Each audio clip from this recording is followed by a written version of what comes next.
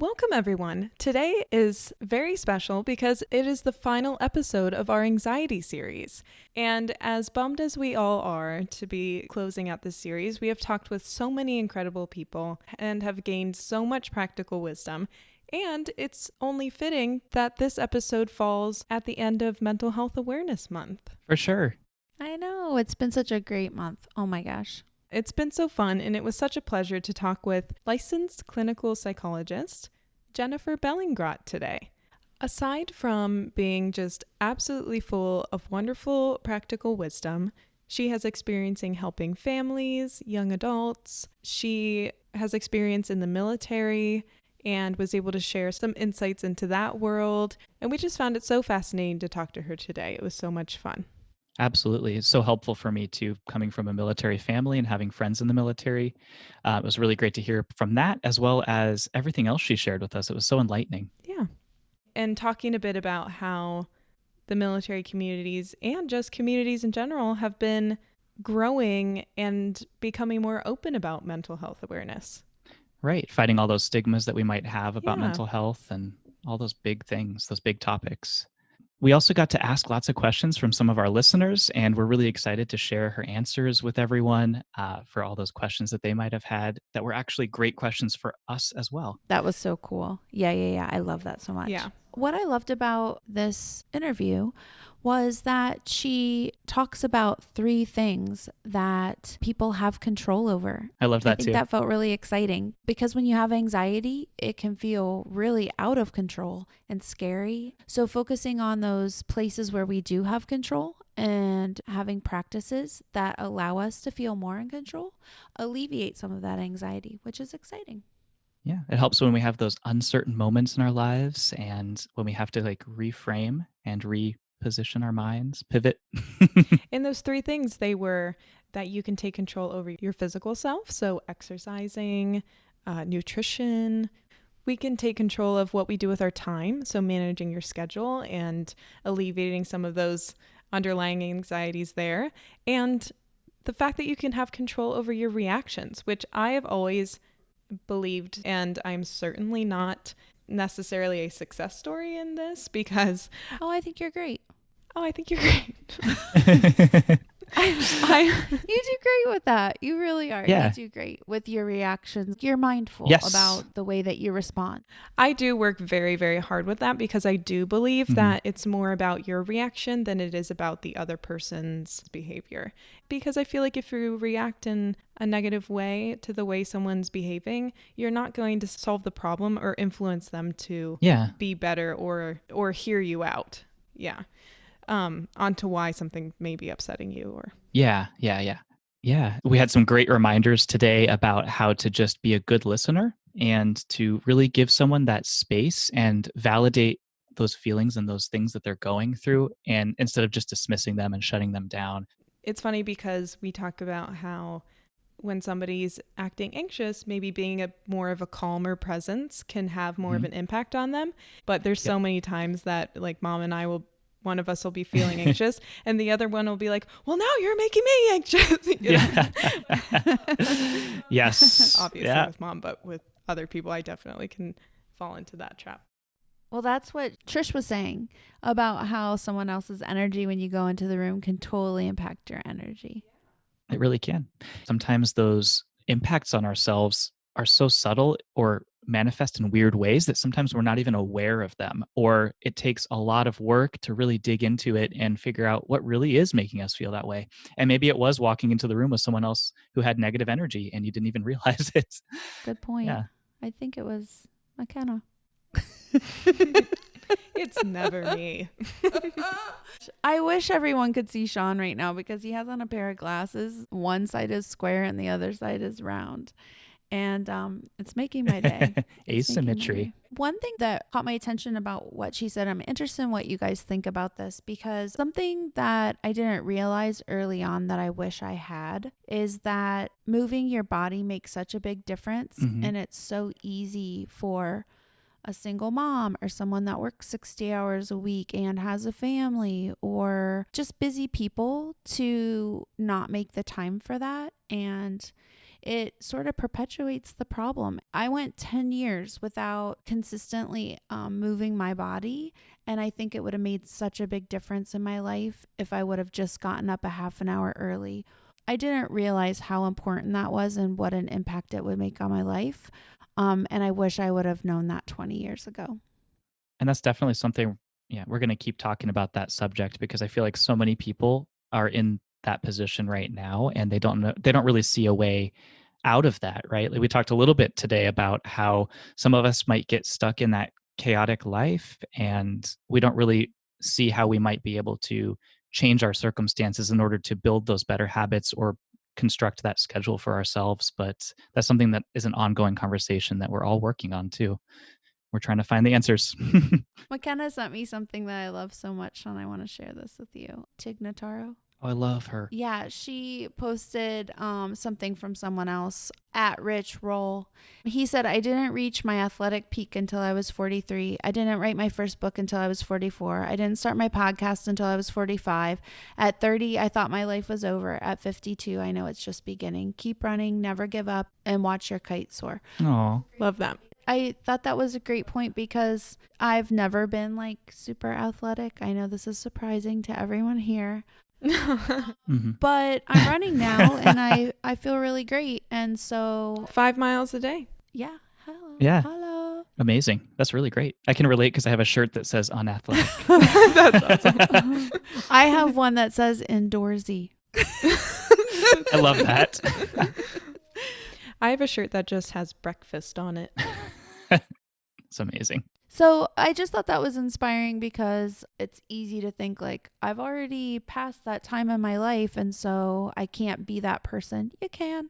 Yeah, I completely agree. And I feel so lucky that when you were figuring out how to be more active, I was at a young age. And so I feel like most of my life has been working to make sure that I have a strong work ethic and a strong relationship with health and fitness. Sean, you mentioned when we chatted with her that rather than read or look at your phone in bed, you went outside and did it. And that was a really conscious effort and choice on your part. Yeah. What sort of things do you do to move your body? So we love to ride bikes. So we'll ride whenever we get a chance. And that's really fun because you get to go really fast and you get to go all these cool places.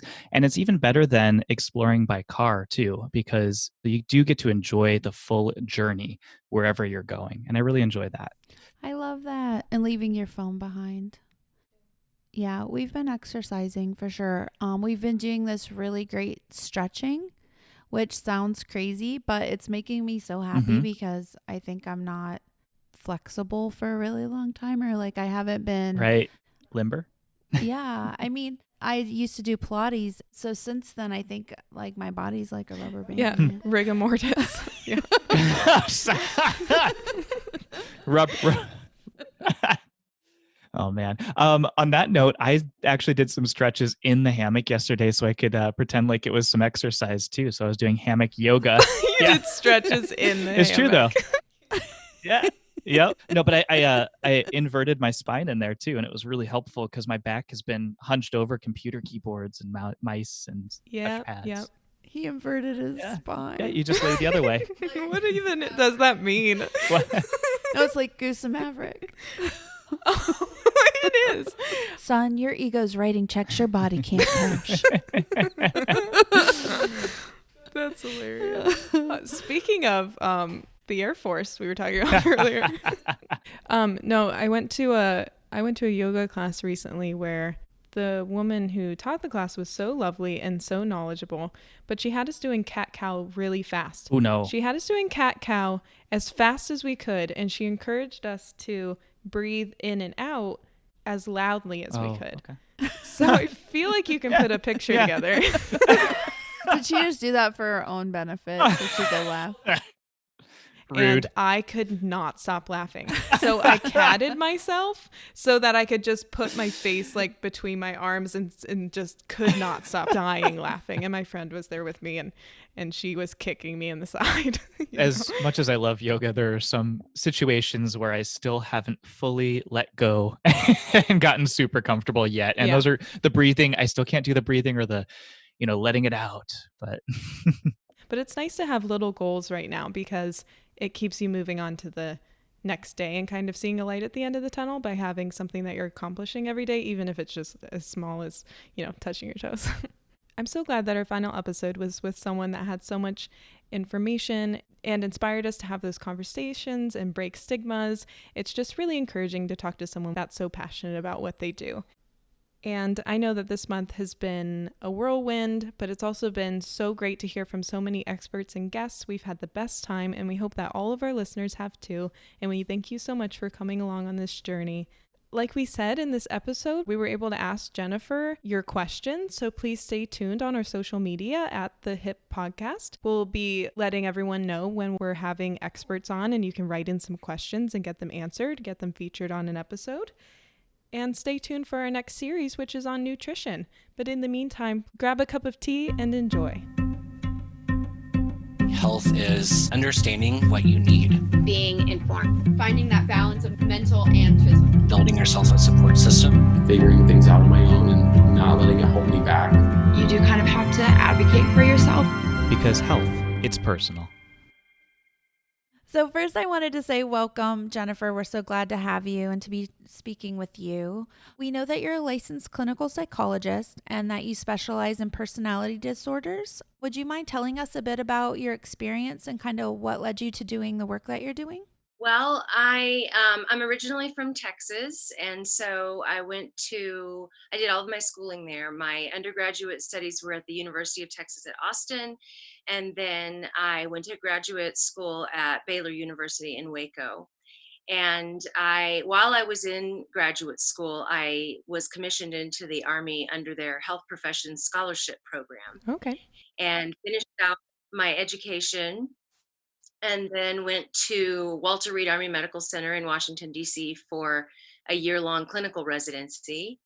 And then I came to Arizona, to Fort Huachuca, which is southern Arizona, Right. and did a few years there. And then when I got out in 2004, I went right into private practice, and that's what I've been doing ever since. Got you. That's really cool, diverse experience.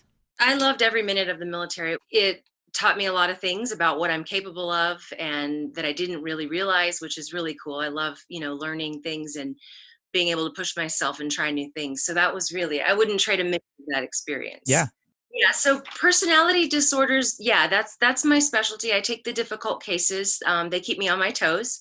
Right. I also enjoy working with couples. The personality disorders thing is just something that kind of evolved, I think.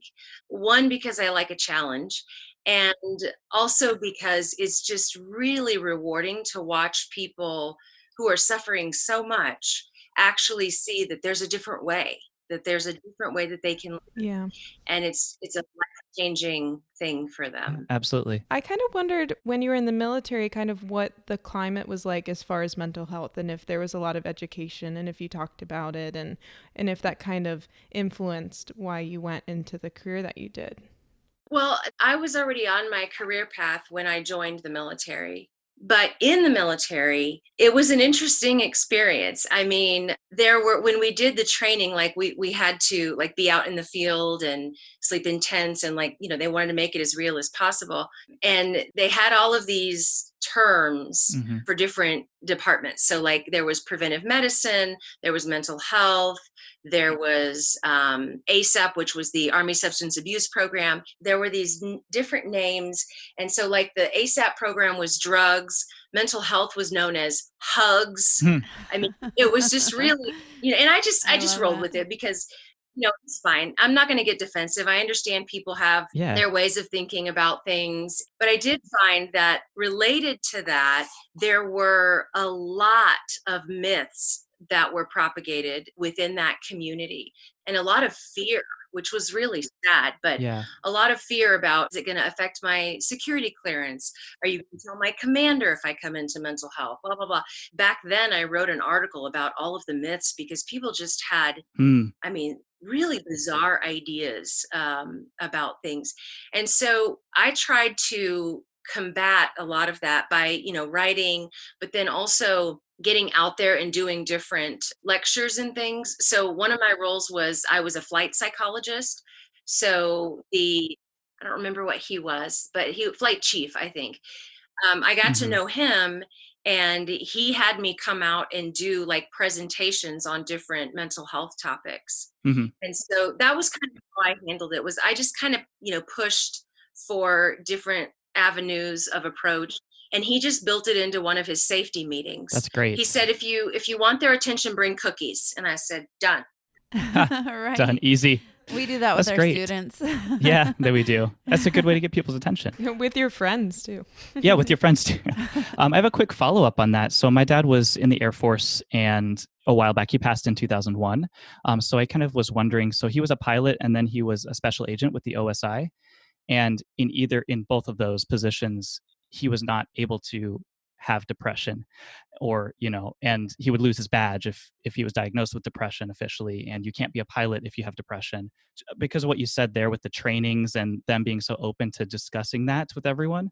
Have you seen growth in that area and improvement? Because I personally feel like I've seen a lot of positive impacts from this ongoing conversation about mental health. Yeah, I think, when I was in the military and had to do like security clearance evaluations, really the whole thing with like security clearance, for example, is it's about your judgment.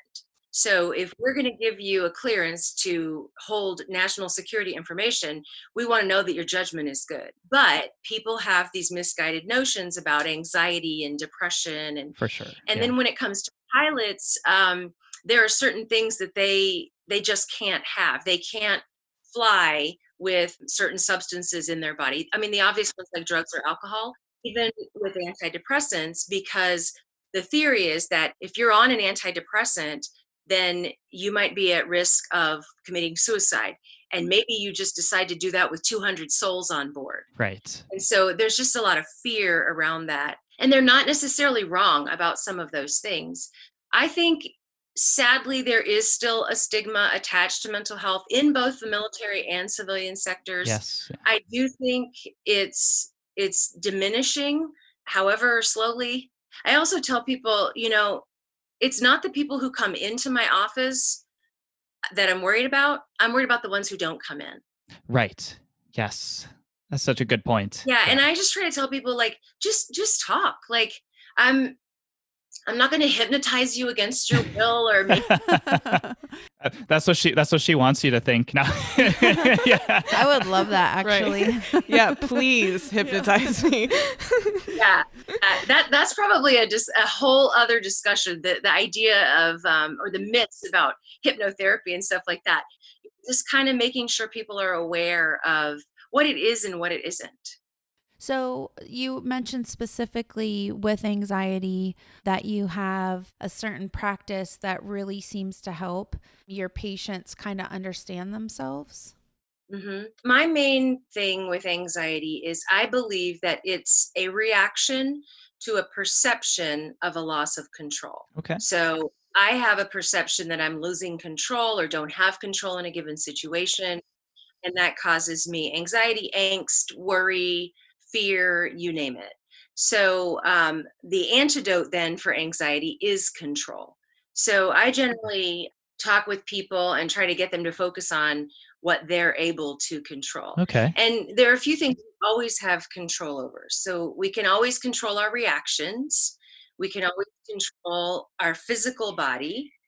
And we can always control what we do with our time. Yeah. That's where the structure element comes in. I love that.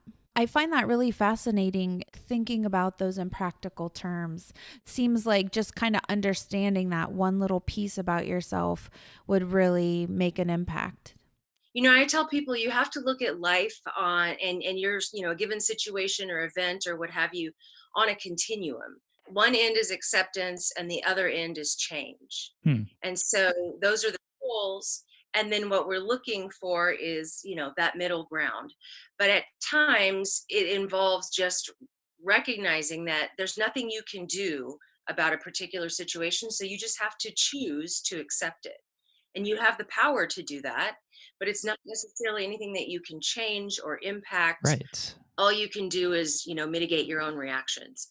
And then on the other end, where there's change, that's where your power is. So when you are, encountering a particular situation, your power is there. And what you can do is realistically assess where things are. Once you find where your power is, then you make efforts to tackle the situation. So you get moving, you get going, you come up with a plan.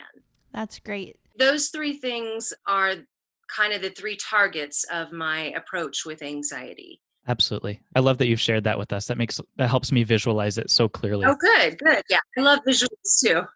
Yeah. And I really like what you said about kind of choosing to accept it too, because that's also something we do have control over is, am I going to stress over something I can't change right now? Or am I going to accept in the moment, maybe I can just move forward and focus instead, like you said, on what I do have control over right now, what I can work on. We were just talking about that this morning. I said I woke up and I heard a bit of news on the news, and I started feeling like I was mentally heading down a path with it. And then I was just like, nope, we're not even going there. Made a good choice. Turn it around, girlfriend. Right. I tell people that, on the acceptance end, you still have power because you get to make that decision and you get to decide to let it go. Brilliant. So how do you break down those three realizations with your patients? Do you kind of take them one at a time, or do you focus on the part that they feel least control over? Well, I think the first thing is along the lines of the reaction. So I focus on like the mental part of it first, because that's just kind of my lane. So I always tell people to really assess the situation and focus on reaction, what you can control, what you can't first, and then find your power and then get moving, because that's going to give you a sense of accomplishment. It's going to make you feel better. And then your mood lifts and your anxiety goes down. There's sort of this trickle down effect. When it comes to your physical body, I think it's a function of taking care of yourself. And that involves a lot of things. So for instance, exercise. So I make that a part of the self-care piece. Obviously, good nutrition, put good in, you get good out kind of thing. Making sure you are adequately hydrated. Most people don't know how much water they need. Right. Or sleep. It's big. Or sleep. Yeah. Right. Those are big. I'm working on that right now, both of those. So Yeah, we all are. That's great. A lot of people just really would feel a lot better if they just did that one simple thing. I have two younger sisters, and my one sister has this running joke with me about water. So, whatever the situation may be, if you're tired, are you hydrated? I've always preached about water for I don't know how long. She says, don't tell Jen that you broke your arm. She'll just tell you to drink water. Oh my gosh, that's awesome. It really does make such a big impact. My naturopath doctor told me the exact same thing. And as soon as I made up my mind to make that change in my life, it really helped.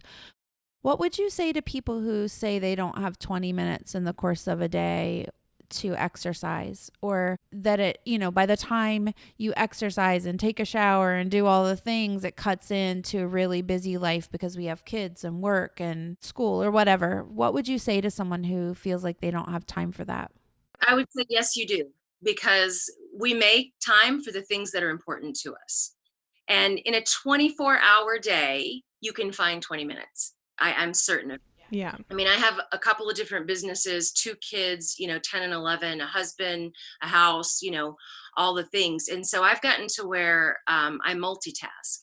So while I'm on the treadmill, my husband built me this little platform. So my laptop sits on there.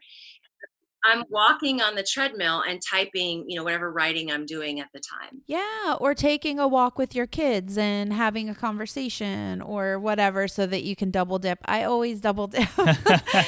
or going to an exercise class with a friend so you get some friend time. Yeah. Yeah, multitasking in general is overrated, but I think when it comes to exercise, it can really be a thing to get it done.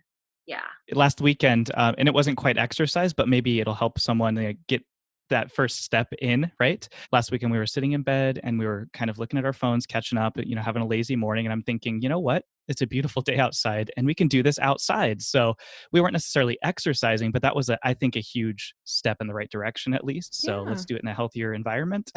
Fresh air, some sunshine. That's smart, John. Yeah. And the vitamin D from the sun, a lot of times in depression, people have really low vitamin D. Yeah. A lot of Arizonans don't think about it. because I think we're the sunniest state in the union. So people are like, I live in Arizona. There's no reason my vitamin D would be low. Well, the problem is that when we go out in the sun, we slather up with sunscreen. So that blocks the sun.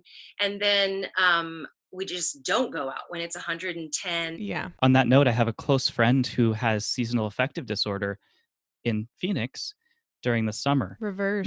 which is Yeah. really funny. Yeah, not funny, but it's interesting to think about because you're not exposing yourself to as much sunlight because it's so hot. It's so excruciating to be out there in the sunshine sometimes. So it's really interesting and important to think about. Yeah. I remember when I was first experiencing anxiety and depression and trying to figure out what the root of it was. I remember getting results back that I had a vitamin D deficiency, and we had that moment of shock. Like, what do you mean? I'm out in the sun all the time, right? Yeah. So I think it's something that you don't think of, but once you're able to realize that, you can take control of it. Yeah, so I think the self-care piece is really important.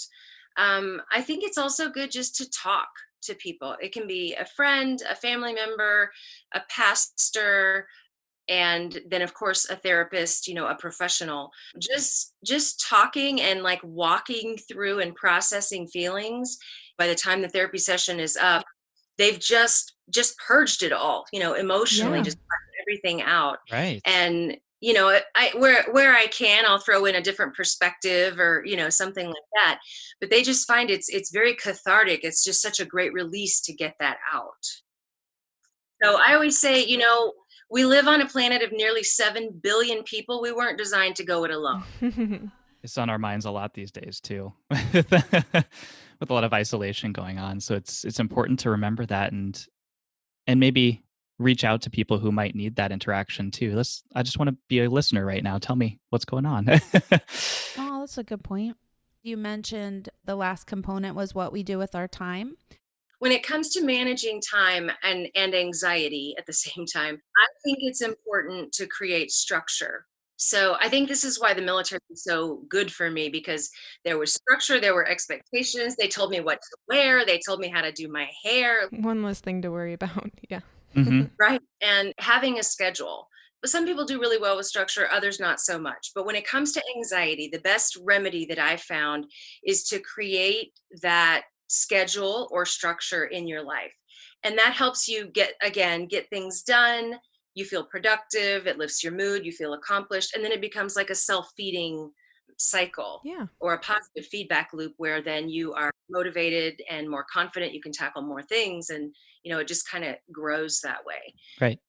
But the elements of the structure and the schedule, that's up to you. I mean, I think it's important to build in some of the things that we've discussed in terms of self-care and exercise, and then just chatting or communing with other people. So what that schedule looks like is very individualized, but it's just a way of kind of taking control of your time so you're not just left kind of floundering. Absolutely. And I've always been a huge fan of a schedule as well. So much so that I try to teach myself not to be too reliant on it, because I can get really obsessed with having a schedule. But I'll plan my schedule these days saying, okay, for these 3 hours I'm doing this, then the following 2 hours this. And mom will always ask me, well, where's the hour where you're doing something for yourself? Like, where's that hour? And I'm like, oh yeah, okay, I need to take a moment. So Add that to the schedule. Yeah, that's great that you mentioned fit these things in, things that are important, relationships, time with your family, time with your husband. It's funny. We have a lot that we're responsible for on a daily basis. So having a schedule sometimes helps. Pencil yourself in, right? yeah. Then erase it sometimes. Yeah. No. No time for me. Put it in pen.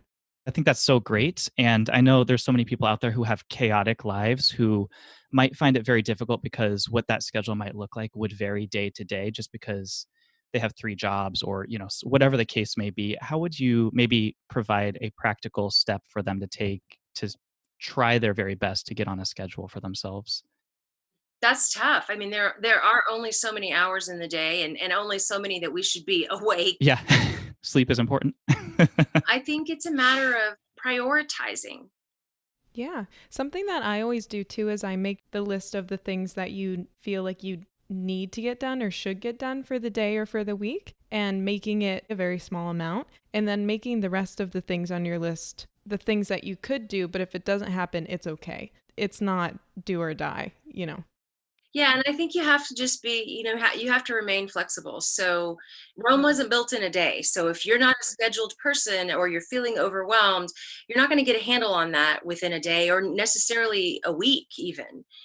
So you just have to kind of experiment and be flexible and willing to adapt and adjust. Yeah, absolutely. So if your son or daughter, your teen or your middle schooler has anxiety and you're trying to help them with these concepts, how would you do something like that? I think it's really important for parents or caregivers to model the balance of self-care, structure, and then play or creativity. Kind of building a foundation for them to understand this whole scheduling thing, but not being, militant or rigid about it either. I also think it's really important to teach them about that continuum that I talked about. So, that acceptance and change continuum, and teaching them how to assess for themselves, where's my power on that continuum? And then what can I actually do about it? Yeah. Right. Thank you so much. That was really helpful. And I love all of the practices that people can take just in those 3 main points. Well, if you don't mind, we asked a few listeners if they had some questions for you today, and we have a couple questions. Yep. So one of our listeners just recently started having panic attacks. She is a young adult and she lives by herself, and she doesn't have a lot of family support, and she's not established with a psychiatrist or a psychologist. And it's really scary for her, and she's almost afraid to be alone now because this thing happened and she wasn't prepared for it because it had never happened before. Is there any advice that you have for someone who's experiencing anxiety for the first time about steps that they can take so that they don't feel alone, or help that they can get to sort of understand themselves early stages? Yeah, I think from a practical standpoint, it's a great idea to engage a self-care routine like we've discussed. So do things for yourself, get exercise to have that release, make sure you're putting good nutrition in, and then cutting out stimulants, caffeine, or any other stimulants. Nicotine is a stimulant, tobacco. Outside of that, panic attacks are incredibly overwhelming, and you literally feel like you are going to die.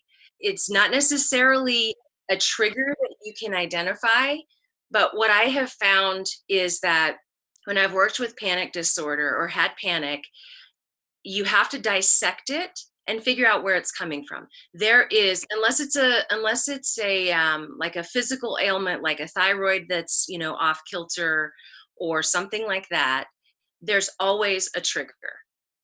The catch is the triggers are subconscious. Right. So you're not necessarily consciously aware of, oh, gee, I saw this thing happen, or I thought about this thing from last week and that gave me a panic attack. Right. It doesn't work that easily, unfortunately. So if you dissect it, you can figure out where it's coming from. And most people are not able to do that on their own. The average person isn't necessarily able to do that on their own. And there's nothing wrong with that. That's not abnormal.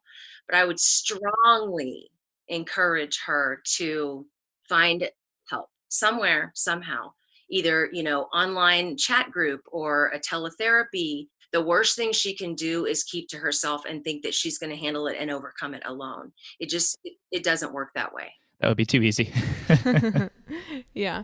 And those are all great ideas of how you can take control of your situation. And I think especially when you're starting out and you're not sure where it's stemming from and you don't know sometimes what it is, or haven't experienced it before, you feel so out of control.